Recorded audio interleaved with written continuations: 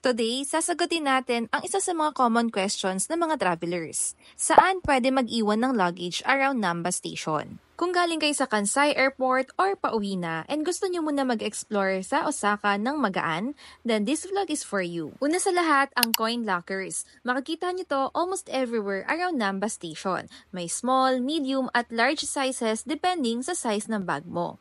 Pero heads up, mabilis mapuno ang mga lockers, especially during weekends and peak hours. Kung wala nang available na coin lockers, no worries and you can check out the Nest Luggage Storage. During our last trip, dito namin iniwan yung mga maleta namin. Sobrang lapit lang nito sa Namba Station mismo.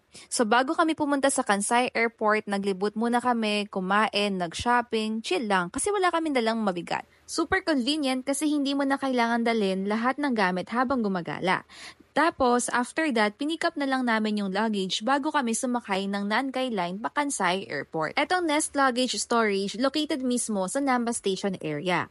Open sila for walk-ins and you can also book online. Safe, secure, and mas spacious kaysa sa coin lockers, lalo na kung malaki ang maleta mo. Ang presyo per luggage ay 800 yen, pero kung magpapadeliver ka to Kansai Airport, 2,500 yen naman. Kaya if gusto nyo ng guaranteed space at peace of mind, try nyo dito sa Nest Luggage Storage. Highly recommended namin. Hope this helps sa mga paalis na from Osaka. At kung magbubuka naman ng mga hotels, activities, or anything sa Klook app, gamitin nyo lang ang Klook code ko na KatiPKlook para magkaroon kayo ng discount. Ayun lang, safe travels and babush!